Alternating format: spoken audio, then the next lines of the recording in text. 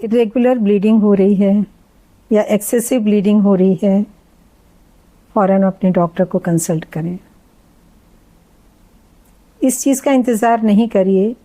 ठीक है, थोड़े दिन तो हर कोई सोचता ही है चलो देख लेते हैं, तो 1 वीक से ज़्यादा इंतज़ार मत करिए। एक्सेसिव ब्लीडिंग है तो और भी जल्दी भागिए और डॉक्टर के पास जाके कोई ना कोई दवाई लीजिए जिससे कि पता चले कि कारण क्या है एक्सेसिव ब्लीडिंग का। नॉर्मल साइकिल्स एक्सेसिव ब्लीडिंग हो रही है, अंदर कोई फाइब्रॉइड है, कोई पॉलिप है, अगर प्रेग्नेंट है तो अबॉर्शन तो नहीं हो गया है, पता ही नहीं चला हो आपको। अगर अबॉर्शन के अंदर तो अक्सर ऐसा देखा जाता है कि लेडीज सोचते हैं गंदा ब्लड है निकलने देते हैं। इनफैक्ट बात यह है कि गंदा और अच्छा ब्लड नहीं होता, ब्लड ब्लड ही होता है।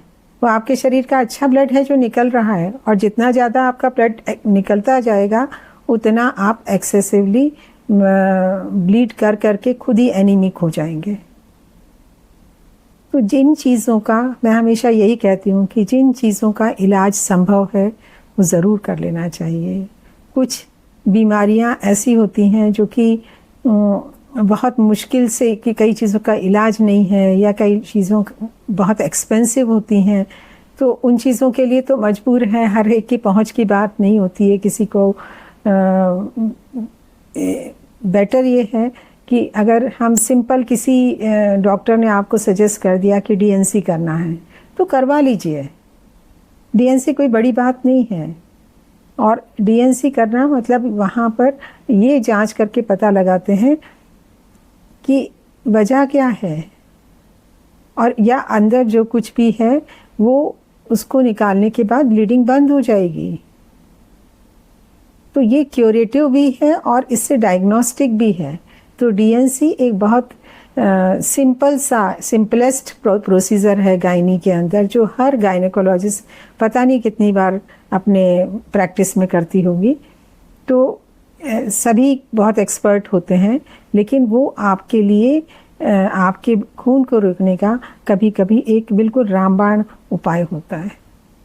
अगर आप प्राइवेट में नहीं कराना चाहते हैं, गवर्नमेंट हॉस्पिटल में चले जाइए।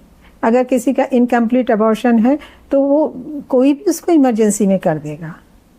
अगर मीनोपॉज के टाइम है और अगर आपको उस समय एंडोमेट्रियल हाइपरप्लेजिया हो गया है, एक्सेसिव ब्लीडिंग हो रही है, 2-3 महीने के बाद पीरियड आया लेकिन बहुत ज़्यादा लंबा खिंच गया और चलता ही जा रहा है, तो ये नहीं कि 1 महीने तक वेट करिए। जैसे कि आज मेरे एक पेशेंट का हुआ, वो 1 महीने से ब्लीड करती हुई आई, देखने में तो बिल्कुल पेल हो चुकी थी वो। क्यों? क्योंकि उसने इतना सारा ब्लड लॉस कर दिया। मैं सोचती हूँ खून का हर बूंद इम्पॉर्टेंट है, हमें उसे बचाना है, अपना ही खून है, हम उसे लॉस ना करें। डॉक्टर्स भी बहुत हर जगह अवेलेबल हैं। कई तो सिंपल मेडिसिन से ही ठीक हो जाते हैं, पर डू कॉन्टैक्ट योर डॉक्टर। आप अल्ट्रासाउंड करवाइए, पता लगाइए क्या कारण है, उस कारण को फिक्स करिएगा। कई बार एक और बात है, यानी टीनेज के समय, जिस समय ओवरीज बहुत इमेच्योर होती हैं, पूरा बॉडी जैसे 13-14 साल की लड़की है, उसका अभी अभी पीरियड आना शुरू हुआ है और उसके अंदर उसको ब्लीडिंग बार बार हो रही है, एक्सेसिव हो रही है, तो वो बेचारी वो भी एनीमिक हो रही है। मदर्स को चाहिए कि आयरन भी शुरू करें, डॉक्टर के पास भी लेके जाएं, पता लगाएं क्या बात है, किस तरीके से किया जा सकता है। तो don't be shy to visit your doctor. Doctors are your friends, they are there to help you.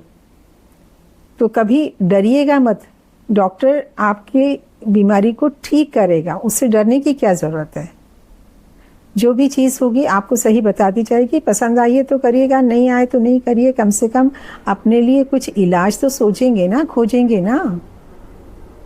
तो इसलिए टीनेज गर्ल्स का भी एक सिंपल एब्डोमेन से अल्ट्रासाउंड करा के चेक कर लिया जाता है, खून जांच करके ये भी देख लिया जाता है कि कहीं कोई ब्लड में कोई ऐसी विटामिन वगैरह की कमी तो नहीं है जिसकी वजह से ब्लीडिंग ज़्यादा हो रही है। और उनको सिंपल मेथड से कई तरीके से, जैसे जैसे मैच्योर होती हैं ओवरीज, वो ब्लीडिंग रेगुलर होना भी शुरू हो जाती है। पर जिस समय गड़बड़ हो रहा है उस समय तो हम उसको ठीक करेंगे ही ना। तो इस समय इस टाइम जिस समय पीरियड शुरू होता है यानी टीनेजर वाली एज, और जिस समय पीरियड बंद होता है यानी मीनोपॉज वाली एज, और बीच वाली फेज जो कि रिप्रोडक्टिव ईयर्स हैं, इन सब में थोड़ा थोड़ा अलग अलग इलाज होता है। कुछ अलग अलग तरीके से बॉडी बिहेव कर रही होती है, तो उसको समझ के उसके लिए सही दवाई लेना, और ज़रूरत पड़े तो डीएनसी कराना में बिल्कुल हिचक मत करिएगा। बहुत आजकल ये सब चीज़ें बड़ी पेनलेस हैं। अंडर एनेस्थीसिया किया जाता है या अच्छा से सिडेशन देके किया जाता है, जिससे आपको कोई तकलीफ ना हो। बिल्कुल घबराइए मत, फ़ौरन अपने डॉक्टर के पास जाइए। अगर इनमें से किसी भी तरीके से आपका या कोई आपका मित्र या आपका फ्रेंड या आपकी घर में कोई रिलेटिव इस चीज़ से सफ़र कर रही हो, तो उनकी हेल्प करिए और ठीक रहिए, स्वस्थ रहिए।